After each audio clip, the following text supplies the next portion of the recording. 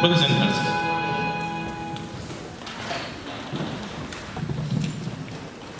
Buenas noches, mis queridos hermanos. Buenas noches. Bienvenidos a esta campaña evangelística por la cual hemos orado mucho y le hemos pedido al Señor todo miembro involucrado.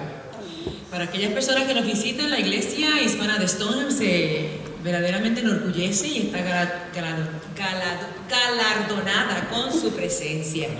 Nos hemos estado preparando por casi un año, estudiando, analizando, yendo a la palabra de Dios, preparándonos para este evento. Y le damos las gracias a Dios que ustedes están con nosotros y nos acompañan. Amén. Saben, la palabra de Dios está llena de promesas. Y cuando nos sentimos perdidos y no sabemos para qué hacer, bien el que estudia la palabra encuentra allí fortaleza. Y quiero compartir con ustedes Proverbios 6:34. Vamos al capítulo 7, Proverbios 7, 1, 2, 3 y 4. Mira el consejo bíblico. Hijo mío, guarda mis razones y atesora contigo mis mandamientos. Guarda mis mandamientos y vivirás. Y mi ley como la niña de tus ojos. Lígalos a tus dedos, escríbelos en la tabla de tu corazón. Di a la sabiduría, tú eres mi hermana, y a la inteligencia llama parienta. Los mandamientos de Jehová son su ley, su palabra. Y el Señor nos invita a guardarlos en nuestro corazón, en la tabla de nuestro corazón, y a cuidarla y protegerla como la niña de nuestros ojos. Seas bienvenido. ¿Por qué no le damos una palmadita al que está a nuestro lado? Porque para algunos es hora de dormir, para otros es hora de despertar. Vamos a abrazarnos y saludarnos con este calor humano que caracteriza a la Iglesia Adventista del Séptimo Día. Que Dios les bendiga.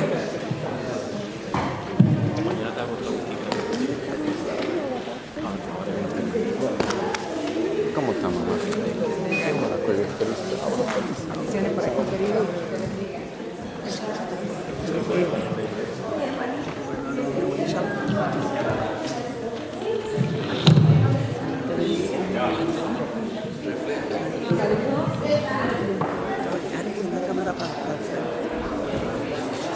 Bueno, aprovechando la emoción que hay, pues ahora vamos a abrir también la palabra de Dios, donde tenemos nuestro alimento espiritual diario.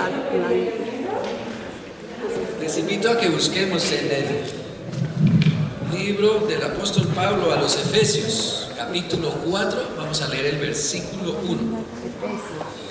Efesios, capítulo 4, y vamos a leer el versículo 1. Solo el 1, ¿verdad? Solo. Así que listo, mis hermanitos. Amén. Amén. Y dice así: yo pues, preso en el Señor, os ruego que andéis como es digno de la vocación con que fuisteis llamados. Wow. Meditando en esta palabra, invito a mis hermanos de que nos pongamos de rodillas, aquel que pueda y quiera. Nosotros, lo importante es la posición del corazón. Y vamos a hablar con nuestro Dios, de lo que yo le llamo el internet espiritual, nuevamente, ¿cierto? Mis hermanos, para mí es una alegría estar aquí con ustedes, a pesar de que el viento está fuerte. Estamos acá para tener contacto con nuestro Dios. Hablemos, mis hermanos. Querido Padre Celestial, te damos gracias infinitas porque nos has permitido venir aquí, a este santo lugar, para escuchar palabra de aliento, para saber que todos formamos parte de ese maravilloso reino. Todos podemos involucrarnos, Señor. Bendiga al misionero que ha traído, a este pastor evangelista que va a darnos este mensaje. Que sea un mensaje poderoso porque es un mensaje tuyo, Señor. Un mensaje de luz, de esperanza, de aliento, de ánimo. En un mundo que a veces está muy tumultuoso, Señor. Y en estos tiempos cada vez vemos que se incrementa más la inestabilidad en todo aspecto. Pero en ti hay paz, en ti hay regocijo, hay esperanza. Y venimos buscando, Señor, todo esto. Padre amoroso, que las visitas que hayan venido en esta noche realmente entiendan de que nosotros queremos a un Dios que es real, un Dios verdadero, un Dios amoroso, que se sientan en casa acá con nosotros y nos continúen acompañando en el resto de esta campaña. Lo pedimos siempre en el mérito único y santo de tu Hijo amado, Cristo Jesús. Amén.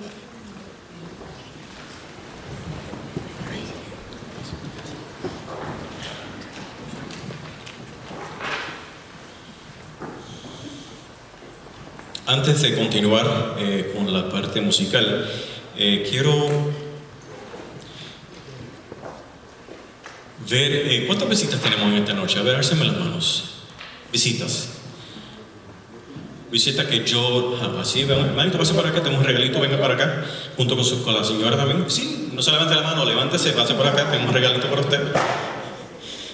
Tengo un librito llamado Hijo, vuelve a casa. Tremendo libro, tremendo libro. Yo quisiera que ustedes lo leyeran y antes de que se lo entreguen, yo quisiera saber de dónde nos visitan. Pase por aquí para que lo vean. ¿Cómo es su nombre? Mi nombre es Ana. ¿Y usted, señor? Gustavo. ¿De dónde nos visitan? Miami. ¿Están aquí de pasada? Sí, solamente. Bueno, qué bueno que usted está en el lugar apropiado, en el lugar correcto. Amén. Y donde no están aquí por pura casualidad. Así que, un librito para usted. ¿Usted le gusta la música? Claro. Ah, pues entonces vamos a darle musiquita también. Hay una artista puertorriqueña que se llama Maribel Soto. Tengo unos CD que ella nos dio. Esto se le voy a dar uno para los dos. Y es Maribel Soto, Sin Ti. ¿Okay? Ojalá le disfruten. ¿Otra visita? De por aquí, pasen adelante. Bienvenido. ¿Alguna otra visita? Ahora nos atreven al salón. ¿De dónde nos visita? ¿Usted nos visita o ya vino? Sí, usted, mirando, ya tú hace tiempito está acá, pasa que hace tiempo que no venía, qué bueno que te estoy viendo. ¿Y la hermanita nos visita de dónde? Americana de Stoneham. Qué bueno que la iglesia americana de Stoneham nos están apoyando. Muy bien, hermanos, entonces vamos a proceder con la programación y tenemos en este momento a nuestro hermano Imer con una aportación musical.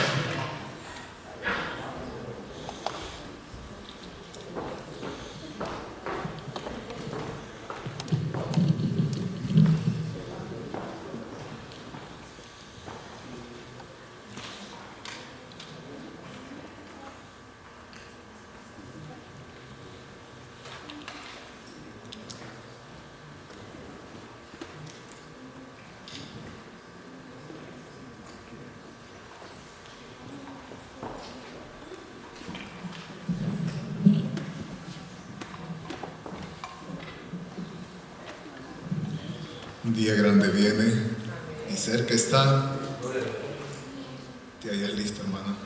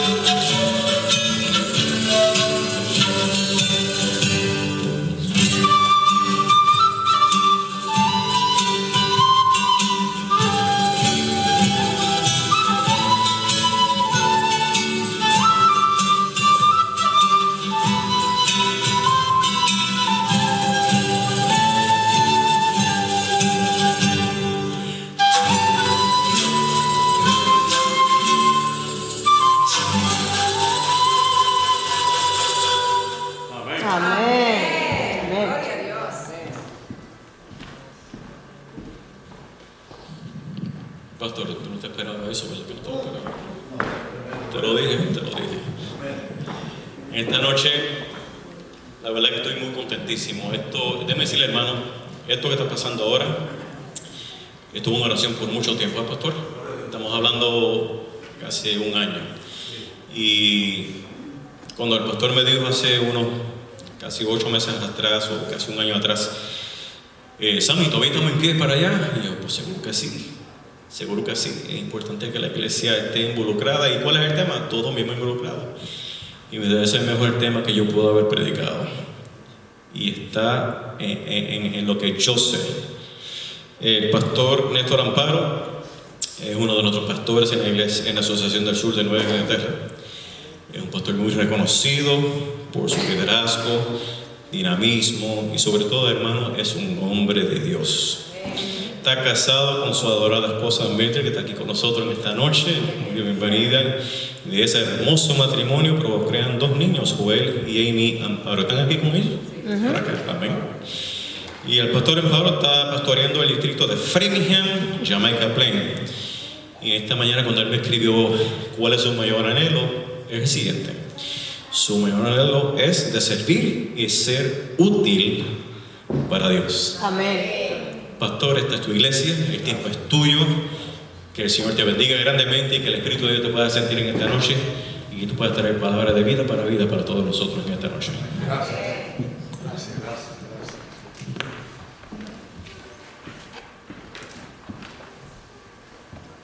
Buenas noches. Buenas noches.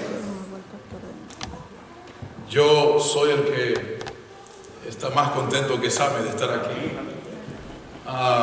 Como él dijo, ya hace tiempo habíamos planificado hacer esto. Y para mí y mi familia realmente es un gran placer estar aquí en esta noche. Cuando a mí me invitan a predicar, yo entiendo inmediatamente que Dios me quiere bendecir. Creo que el que aprende primero es el que tiene que compartir, ¿verdad? Y de eso se trata. Quiero decir que lo que vamos a hacer este fin de semana es lo que Dios ha hecho conmigo. No acostumbro a darle mi experiencia y testimonio, no acostumbro a hacer eso. Pero con el tema que escogieron y lo que entiendo para mí, lo que la Biblia enseña sobre eso, es lo que define mi vida cristiana y mi ministerio. ¿Por qué le digo esto? Porque inmediatamente, yendo al punto, a mí me gusta, yo soy la persona que le gusta dar mucha vuelta cuando predico.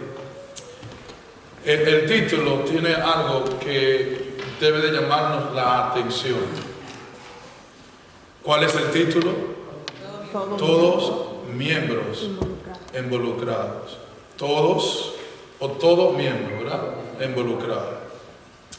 ¿Involucrado en qué? ¿Y cuáles son esos miembros? Porque dice todo miembro. ¿Miembro de qué? ¿Y en qué debemos estar involucrados?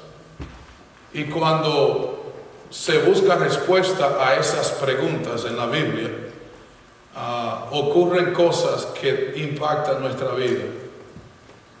Yo recuerdo que no está aquí Norma, ¿verdad? El esposo está ahí atrás. Recuerdo cuando yo me bauticé en el 1990, mi primera maestra de escuela sabática fue ella, en Corona, Queens, New York. Y yo recuerdo cuando me bauticé, existía una discusión que alguna gente todavía tiene. Tiene que ver este negocio de involucrarme en servir a Dios con mi salvación. Y se discutía mucho.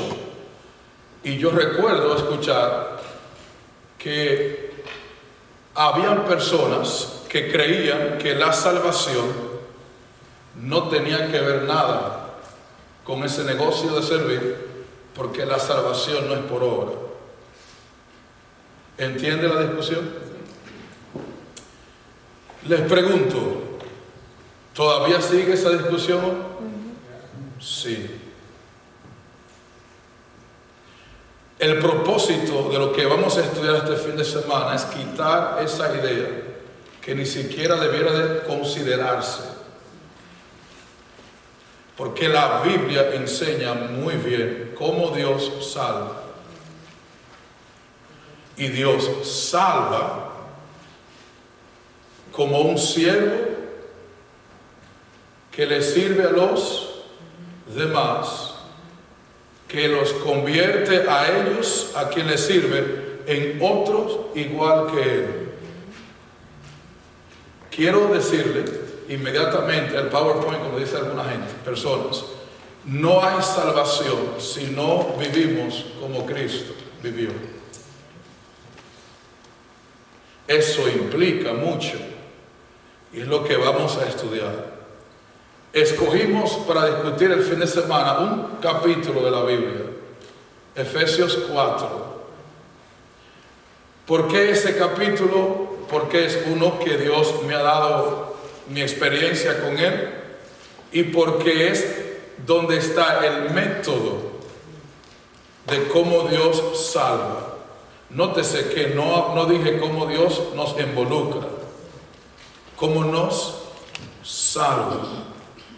Ahora, primero que quiero entonces hacer una pauta de cómo lo vamos a hacer.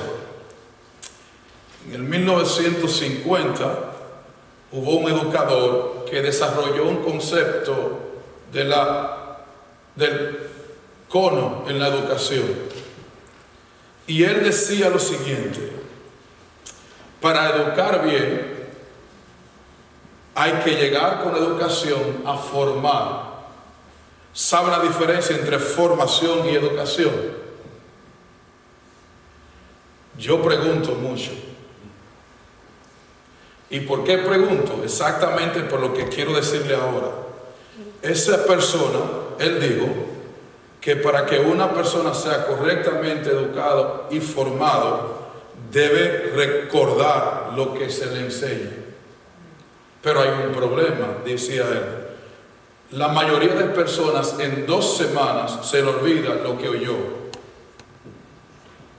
Y él calculó que 90% de las personas que solamente oye algo sin hacer nada, a las 2 semanas se le olvida casi el 85%. Y que solo recuerda el resto. Cuando yo leí eso, entendí por qué la gente se le olvida la predicación la semana antes, no menos 2 semanas. ¿Sí o no? Yo no le voy a hacer la pregunta, pero a mí me gustaría, pregúntese cuánto usted recuerda el sermón del sábado pasado. Samuel, ¿ya me recuerdo? Un poco en el odio. Fue el que lo predicó. Sería el colmo si no recuerda nada. Entonces, él dividió la educación en 2 partes, activa y pasiva.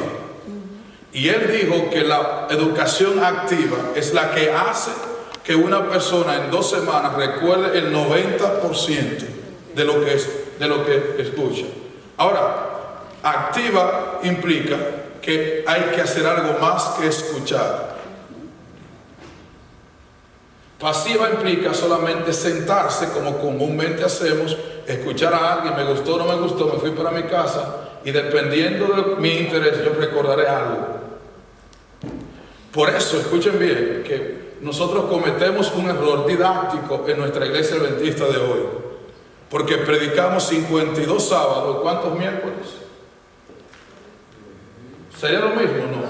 No, lo mismo, y el 52 viernes con temas diferentes. Y la gente no va a recordar nada si usted le habla de tantas cosas diferentes de un año completo. Por eso es que algunos no saben por cómo viene la escuela sabática formada. ¿Cómo viene la escuela sabática formada?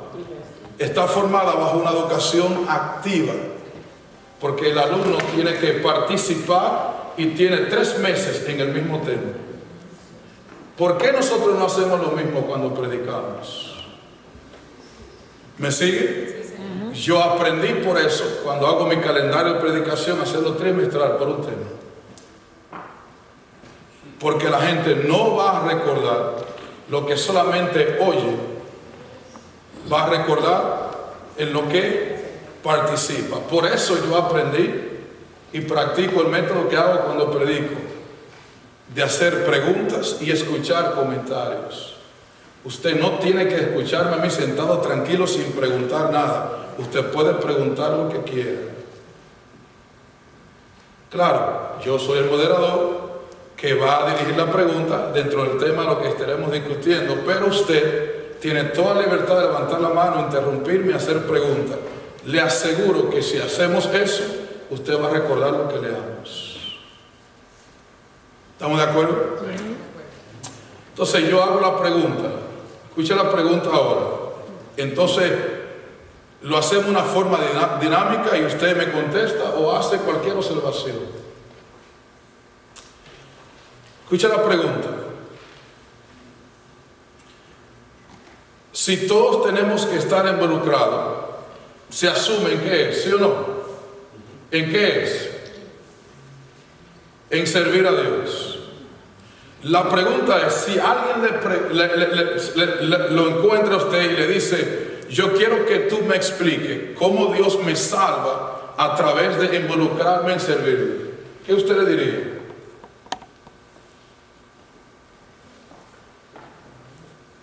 Pues decir que nosotros somos imitadores de Cristo. Correcto, correcto. ¿Y qué implica eso? Hacer lo que Él hizo. Hacer lo que Él hizo. ¿Y qué hizo Jesús? Esta pregunta es muy amplia. Bueno, la Biblia me enseña que cuando los discípulos tuvieron esta inquietud, le preguntaron, ¿a qué vamos a servir? Correcto. Y entonces Él comenzó a explicarles. Hay un grupo que dice que me sirve, pero no hace ciertas cosas. Hay un grupo que lo hace y lo hace por amor. Correcto. Insistes, hablo de mis pequeñitos, a mí lo insistes. Y también dio una listita de guía. Hizo una lista de guías. Sí, dijo a los huérfanos, a las viudas, a los necesitados, a los encarcelados. Los fuiste y los visitaste, los ayudaste. El Señor fue claro y los ayudó a comprender en base a qué iban a servir. Entonces con eso comenzamos a romper una idea incorrecta. Escuche bien. ¿Cuál es la idea? Que hay una separación entre servicio y salvación. Y para la Biblia, para Dios es lo mismo. ¿Escuchó? Es lo mismo.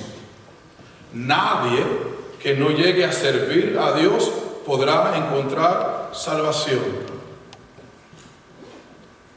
Eso suena como ¿verdad? Pero no hay manera de encontrar salvación si nosotros no llegamos a servirle a Dios.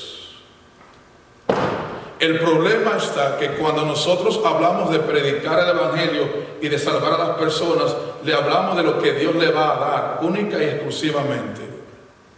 Por eso la gente llega a la iglesia y ya creemos que con el bautismo ya alcanzó la salvación. Y por eso, cuando hablamos de predicar el Evangelio, ¿cuál es la meta? Para muchos lugares es bautizarlos. Pero bautismo y salvación no necesariamente van juntos. ¿Verdad que no? No. ¿Por qué no? Porque una persona puede bautizarse sin haber conocido al Salvador. Esa fue mi experiencia. Yo entré a la iglesia porque es detrás de una novia. La mamá me decía, tú no eres digno de mi hija. Yo no lo entendía porque yo qué sabía yo eso de que no, ¿verdad? Yo desigual y esas cosas. Pero después que me di cuenta que no me quería porque yo no iba a la iglesia, comencé a ir.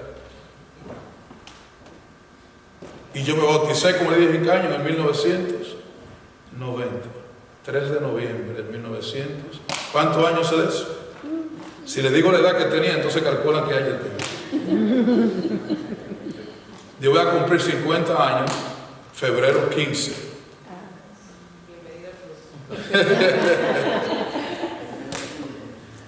Y si hay algo que yo he aprendido, mi querido amigo, que ser religioso, entrar en un bautisterio no implica realmente salvación. Porque aunque lo hagamos con sinceridad y correctamente, el proceso comenzó, porque la salvación no es un evento, es un proceso. Y entonces ahí yo quiero que vayamos a la Biblia entonces. ¿Qué es salvación? No es un evento, es un proceso. Yo le hice material, le mandé un material para que realmente, ¿verdad?, lo leamos y compartamos. Así que yo le voy a pedir que lo repartan, para que entonces entremos en materia de leer el capítulo de Efesios 4. ¿Efesios qué? 4.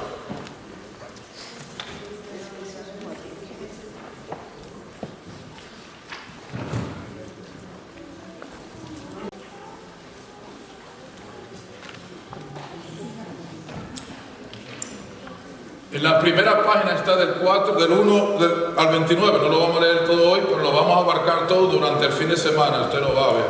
Porque lo que hicimos fue dividir esos versículos en tres partes principales. En tres partes principales, basado en el título del tema. Todos involucrados.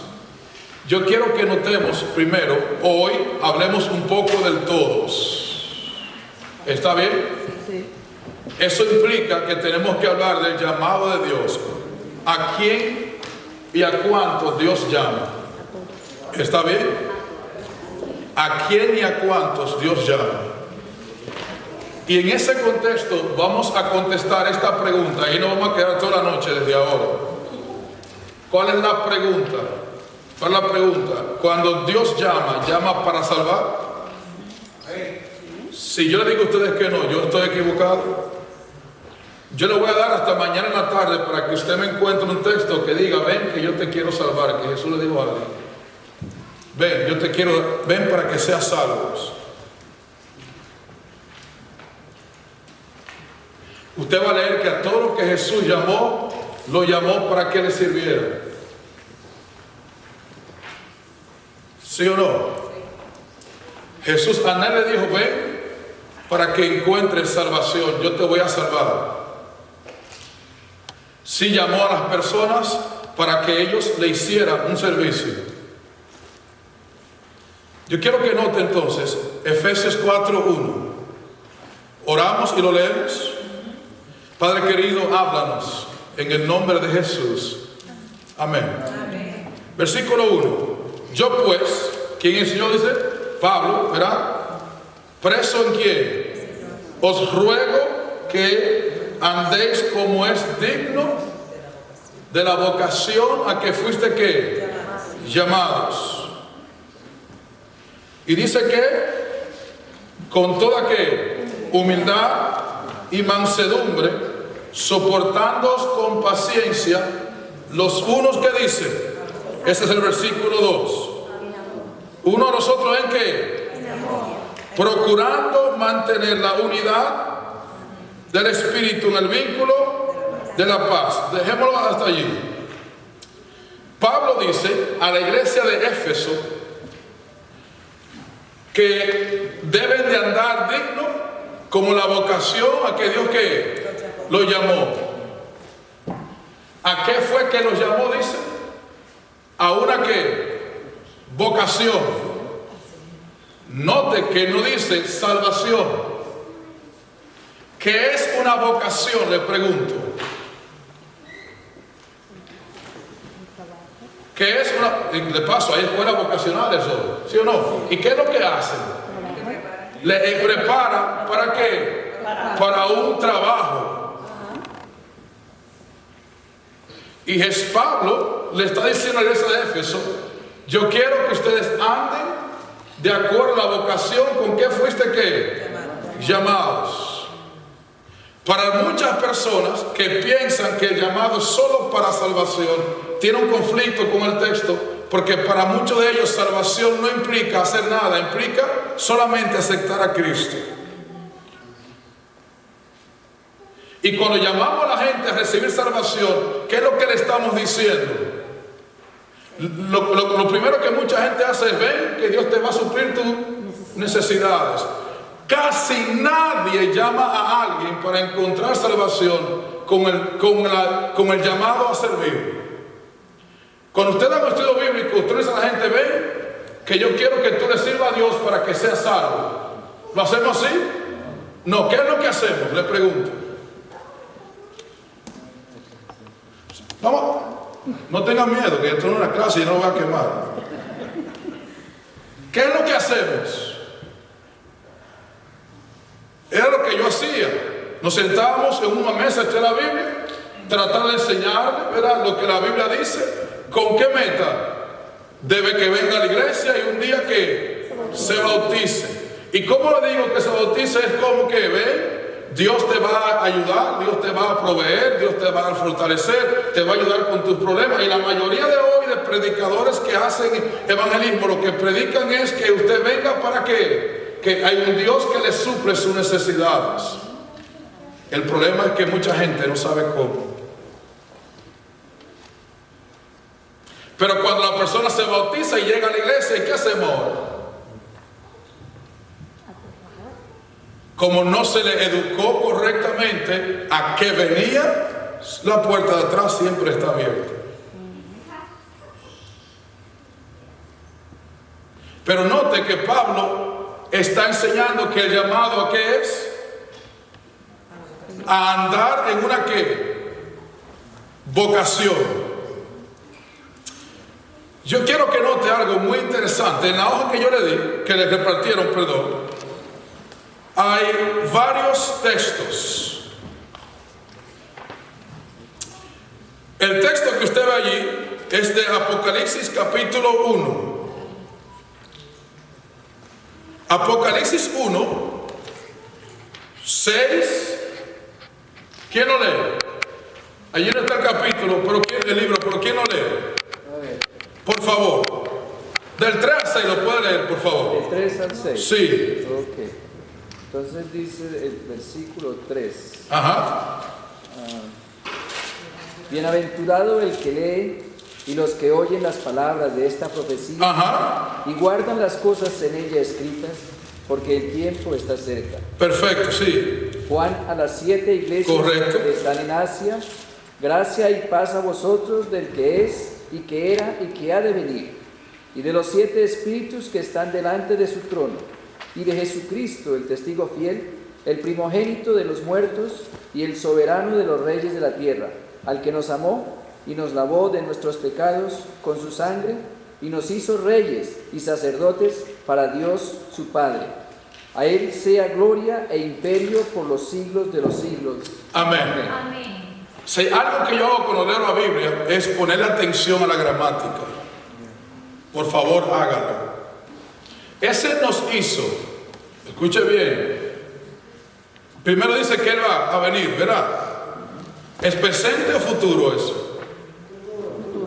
Si usted leyó bien, no es futuro. La doctrina que predicamos de que Cristo viene futuro, por el texto está en presente. ¿Lo leemos otra vez? Dice que Juan, versículo 4, a las 7 iglesias que están en Asia, gracias y paz a vosotros de parte de aquel que es, que era y que ha de qué, ha de venir. No dice vendrá, Pero asumimos al decir ha de venir. porque asumimos que es futuro porque no ha venido. Por el versículo 7, ¿qué dice? Es aquí que viene, presente, pasado, futuro. Presente. Es aquí que viene. En el idioma original lo que está diciendo es aquí que está viniendo. Y dice que en ese contexto presente, cuando una persona se entrega a Jesús y Jesús lo hace, lo limpia de sus pecados, lo hace, ¿qué dice? Reyes y sacerdotes. Ese lo hace, ¿en qué está? ¿Pasado, presente o futuro? No es pasado, porque no dice lo hizo. No es futuro, porque no dice lo hará. Lo hace. Pongan atención a eso. ¿Por qué eso es importante? Porque aparte de que está enseñando que la salvación no es un proceso, porque la venida de Cristo es un proceso que comenzó ¿cuándo? Eso será otro tema. Pero comenzó en Génesis 3:15. Génesis 3:15, Dios comenzó el proceso de la venida de Cristo, porque también no es un evento, es un proceso el que Cristo viene. Por eso lo pone presente. Está viniendo. Yo hago la pausa para que lo piense, porque siempre asumimos que es futuro, ¿verdad? Pero el futuro será el evento de verlo, pero ya el proceso, cuando Él venga, ya terminó. Si yo quiero que note cómo la Biblia entra el negocio de lo que Jesús hace con nosotros en el proceso de la salvación y prepararnos para cuando Cristo venga. Y dice que cuando una persona se entrega a Jesús y es lavado por sus pecados, ¿encontró salvación? ¿Qué dice el texto? Que lo hace reyes y ¿qué? Sacerdotes. Está implicando, como dice una nota que le puse allí, ¿verdad? Estos textos nos definen con claridad el llamado de Dios a seguir los pasos de ¿quién? Quien sacrificó su vida como ¿quién? Como sacrificio y sacerdote. ¿Qué dice? Como sacerdote y trajo ¿qué? Está diciendo el texto que en el proceso de salvación Dios hace conmigo lo mismo que Jesús es: rey y sacerdote. Y usted nota que en este contexto la Biblia relaciona salvación con servicio. ¿Por qué? Porque cuando usted va a Primera de Pedro, que está allí en letra más oscura, ¿verdad? Porque el énfasis que quiero darle, versículo capítulo 9, lo conoce mucho adventista. ¿Qué dice el texto? Porque nosotros fuimos ¿qué? Escogidos por Dios. ¿Para qué dice el texto? ¿Quién lo lee? Usted está, yo sé que está de noche, pero yo quiero que ustedes se despierten participando. ¿Quién lo lee? Primera de Pedro 2:9. Ajá. Ajá. Adquirido por Dios para que anunciéis las virtudes de aquel que os llamó de las tinieblas a su luz. Y si seguimos leyendo texto, usted va a ver que Dios, el llamado siempre está involucrando salvación con servicio. Y el texto dice muy bien que Dios nos llamó para salvarnos. La pregunta es tricky, piénsenlo. ¿Nos llamó para salvarnos? Para que anunciéis, ¿qué dice? ¿Por qué no dice para salvarnos? Porque anunciándolo, haciendo lo que era eso, es cuando encontramos salvación. Y la Biblia relaciona siempre salvación con servicio, porque servicio es el proceso de desarrollo para encontrar esa salvación. Mañana vamos a detallar un poquito más. Por eso dije al principio que no hay manera de que alguien encuentre salvación sin servirle a Dios. No existe en la Biblia eso. Yo no puedo decir yo soy salvo y sentado sin hacer nada, o decir yo vine a buscar salvación pensando que me van a dar y no me van a dar o recibir y yo no voy a dar nada. Eso no existe en la Biblia. Por eso cuando invitamos a alguien a encontrar salvación, tenemos que invitarlos a que les sirva a Dios. Amén. Si usted invita a alguien y si usted vino aquí a la iglesia hoy para buscar lo que Dios le da, no lo va a encontrar así tan fácil si no vino a dar. ¿Por qué las iglesias se están muriendo hoy? ¿Por qué los jóvenes se están yendo de la iglesia? Porque le hemos enseñado un evangelio de solamente recibir, no de dar. Y dando es como se recibe, dice la Biblia. Sí, Señor. A ver, la duda que hay en las iglesias que se forman cuando dice hay que dar, pero entonces lo miran en el sistema material. Es dar, aportar. Todo. Es en talentos, en todo. Todo, lo vamos a ver, sí. Ahora, hay algo interesante en esto del llamado de Dios a servir, porque, y la palabra clave es discípulo. Discípulo. Yo voy a leer un texto hoy que va a enseñar el mismo proceso y mañana vamos a leer otro. Está en el material que es Romanos capítulo 6. No lo vamos a leer hoy. Pero hay un texto que yo quiero leer que no está aquí, porque no lo puse todo aquí, porque si le pongo todo aquí, ¿para qué yo vivo? San Juan capítulo 8. San Juan capítulo 8. ¿Lo tiene? Está muy rápido, ¿verdad? Voy muy rápido. San Juan 8, versículo 31. Texto que conocemos mucho. Hay gente que se lo sabe de memoria, pero no hace relación normalmente entre lo que Jesús está llamando allí y a qué llama, y el proceso de la salvación. El texto dice, verá, 31, que vino, que dice, Jesús le habló a un grupo de judíos que creían en él. Si vosotros permaneciereis en mi palabra, ¿qué dice? Seré verdaderamente mis discípulos. ¿Y qué más dice? Y conoceréis la verdad, y la verdad os hará ¿qué? Pongan atención a la gramática otra vez. ¿Por qué? Porque esa conmoción, ¿verdad? ¿Y qué está haciendo allí? La I está enseñando que permanecéis en mi palabra. Entonces seréis y esa y ¿qué implica? Resultado de conoceréis que la verdad, y como resultado de seréis libres. ¿Cómo es que nosotros normalmente lo leemos en la práctica? Permanece en mi palabra y encontrarás, conoce la verdad y serás libre. Y decimos muy bien, con muy alegría, oh, la verdad liberta. Pero brincamos una palabrita que es la clave: discípulo. Y el proceso aquí en San Juan 8 enseña que Dios está llamando a que la gente sea salvo, claro que sí. Pero lo llama ¿para qué? Para que sean como sus discípulos. Yo me acuerdo cuando nosotros hablábamos de discipulado en la iglesia, todo el mundo mayormente piensa todavía que es hablar de seminario, de cómo predicar. ¿Sí o no? Fin de semana de laicos, ¿qué es lo que pensamos? Nos van a enseñar cómo predicar. Clase de discipulado, ¿qué es lo que pensamos? Nos van a enseñar cómo predicar.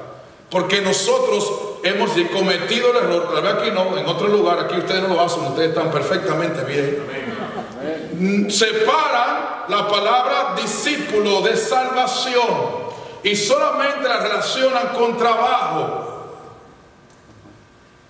¿Sí o no? Sin embargo, Jesús enseñó que la palabra discipulado implica salvación.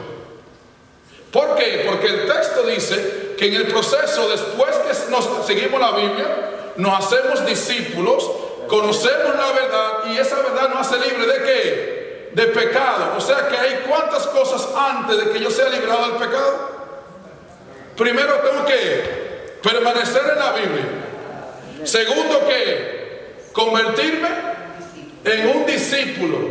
Tercero, que conocer la verdad. Y por último, entonces, ¿qué es? Pecado, libertad del pecado. ¿Eso está así? Sí. Repito, ¿qué es lo que normalmente creemos?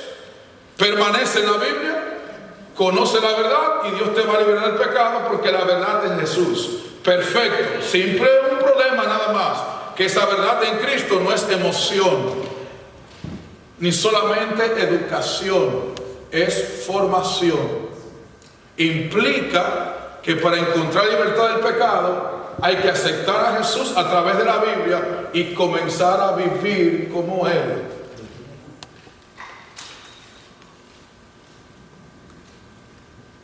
¿Qué es un discípulo? Le pregunto. Yo quiero que, ¿cuánto me falta? Yo puedo terminar aquí ya. Yo quiero que vaya conmigo a Mateo 10. ¿Te lo ve? Ahí en la nota que usted tiene, yo le puse algo que me llamó la atención. ¿Verdad? Paradoja. ¿Qué es una paradoja? Paradoja del llamado. ¿Qué es eso? Yo traté de definírselo. en mis palabras, ¿verdad? Paradoja aquí dice, es una idea extraña, opuesta a lo que se considera verdadero, a la opinión general. También se considera paradoja una proposición en apariencia falsa o que infringe ¿qué? El sentido común, pero no conlleva una que en otras palabras, ¿qué es lo que dice la definición? Que aunque le parezca mentira lo que dice, es verdad. Sencillo. Hay cosas que aparentan imposibles y mentiras, pero son verdades. Eso es una paradoja. Y el llamado de Dios es una de esas cosas. ¿Por qué? Yo le puse una nota aquí. ¿Por qué? Un Dios santo, perfecto, infinito, todopoderoso, que escoge a personas, todo lo contrario, pecadoras, sin poder, imperfectos, finitos, para que colaboren con Él a realizar su obra de salvar a otros como a ellos. Eso no es lógico. ¿Por qué no es lógico? Porque lo primero que alguien tan poderoso puede hacer es hacerlo y se acabó. ¿Podía Dios cumplir con la salvación de todo el mundo? Sí. ¿Por qué no lo hace? Porque ese trabajo implica que ese involucrarnos con Él implica que el proceso de cómo nos salva. Escuche ahora, Dios no nos dio involucrarnos en la misión para salvar a otros, también nos dio para salvarnos a nosotros. ¿Sabía usted que mientras más responsabilidad, más demostración hay de que más problemas usted tiene? Me miró a lo dijo, ¿what? Lo leemos, yo no lo estoy inventando. Y ahí terminamos. Mateo 10. Mateo 10 enseña el llamado de Dios a los discípulos. Pero Mateo 10 tiene una característica muy interesante que yo quiero que note y ahí terminamos. ¿Verdad? Hay unas citas allí de la hermana Juan, la leemos y terminamos, que es la primera página, que ese era mi plan. ¿Verdad?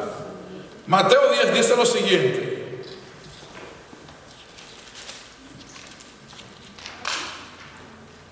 Versículo 1.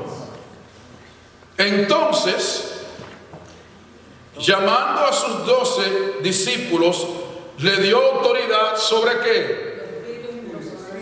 Para que los echaran fuera y para sanar toda enfermedad y todo qué. Si usted lee el contexto, va a ver que el capítulo 9 termina Jesús diciendo a los discípulos: oren para que Dios mande muchos que siervos a su mies, porque la mies es mucha y los obreros son pocos. Y después le dice: yo les voy a dar autoridad a ustedes para que salgan y prediquen, que saquen demonios, sanen enfermos, o sea, hagan lo que yo hago. ¿Sí o no? Pero note lo que hizo el autor Mateo. ¿Qué quiso Mateo que notáramos de esos individuos? Versículo 2. Los nombres, Mateo le interesó dar los nombres. Y aquí está plasmada clara la paradoja del llamado de Dios. Porque dice el texto, los nombres de estos apóstoles son que, primero que Simón, llamado que era cuando Cristo lo llamó, ¿cómo era Pedro? Hoy lo calificaríamos como un hombre miembro de una ganga, guerrillero. ¿Sabía eso? Pedro era miembro de los saduceos. No, celotes. Saduceos era otra cosa, que era el grupo de gangueros, guerrilleros en contra de Roma. No querían ser romanos y se querían rebelar contra él todo el tiempo. Por eso Pedro, cuando Jesús lo llamó, andaba con un machete en la cintura. Y nótese que Jesús lo llamó y no le quitó el machete. Hoy en día, Sammy, nosotros aquí en la iglesia, yo como pastor, no bautizaría a nadie que venga a buscar a la iglesia nada con un machete en la cintura.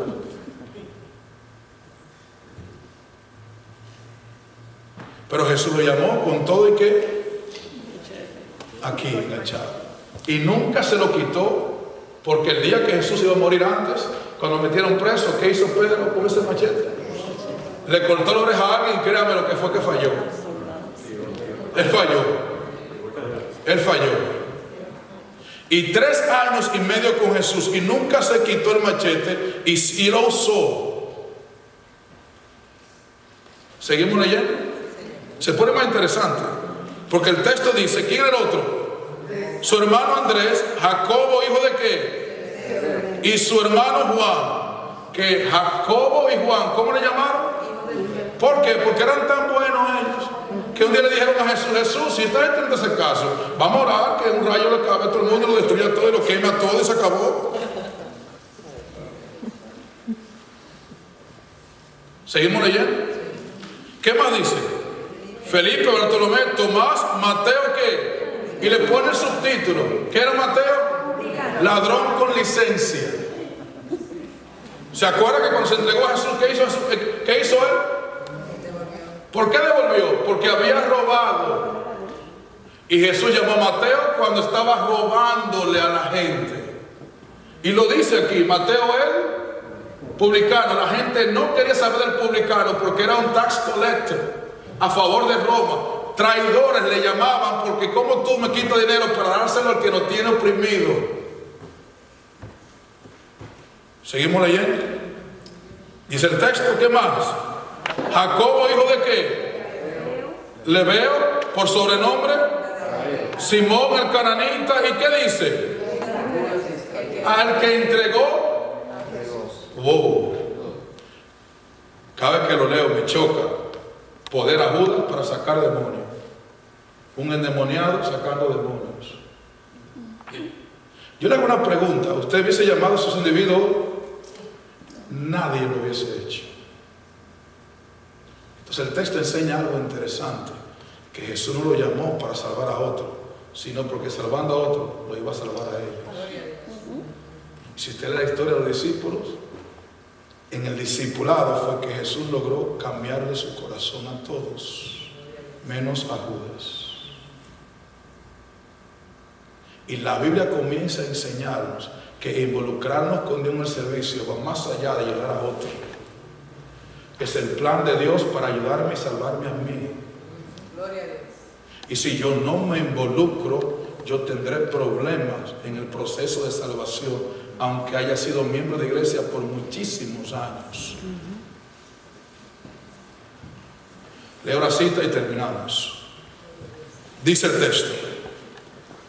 Cristo, la cita que usted tiene allí, se deleita en tomar material aparentemente sin que. Lea con cuidado, escuche. Cristo se deleita en tomar material aparentemente aquellos a quienes ha degradado y por medio de quienes ha ¿qué? Wow, usted leyó con cuidado. ¿A quién llama Jesús? A los santos. Los perfectos que tienen que saber lo que van a hacer para hacerlo bien, que esa es otra idea que tenemos equivocada. ¿Cómo damos lo que no tenemos? Mi querido amigo, muy fácil, déjese usar por Dios. Pero no hay que tener mucho para dar, porque dando es como... Esa idea, la vamos a desarrollar mañana más, esa idea de que yo tengo que prepararme y ser un santo para que Dios me use, es una idea que vino de la Iglesia Católica, de salvación por obra, falso concepto de justificación.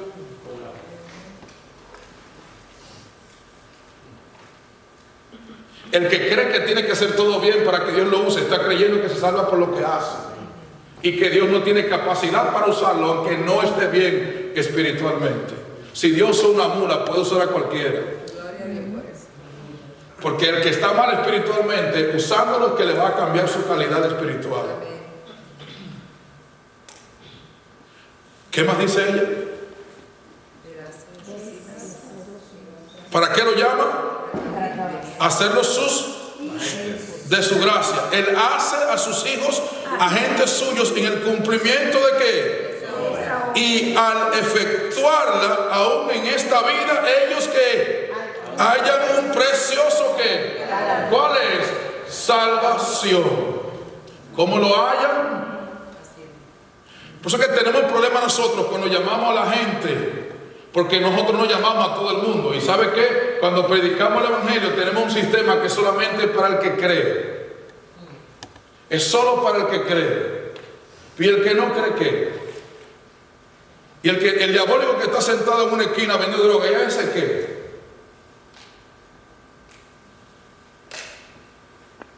Le dejo la otra cita para que lo lea después. Mañana lo leemos. Pero ¿a quién llama a Dios?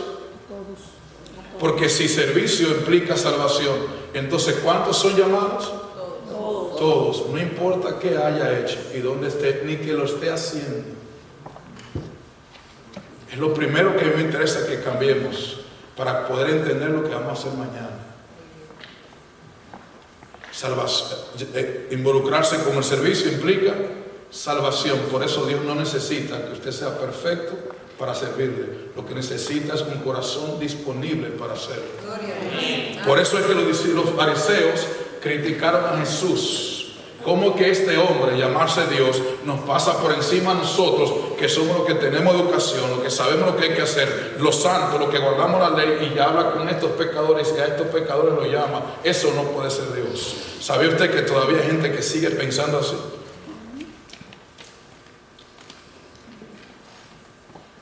De dos formas. Hay gente que piensa que Dios no lo puede usar porque Él está en el piso espiritualmente. Y se sienta en un banco queriendo servirle a Dios, pero dice no puedo porque que yo no estoy bien espiritualmente, porque han mordido la idea que el diablo trajo que no es correcta. Si usted no se levanta y se involucra, usted no va a cambiar su mal espiritual.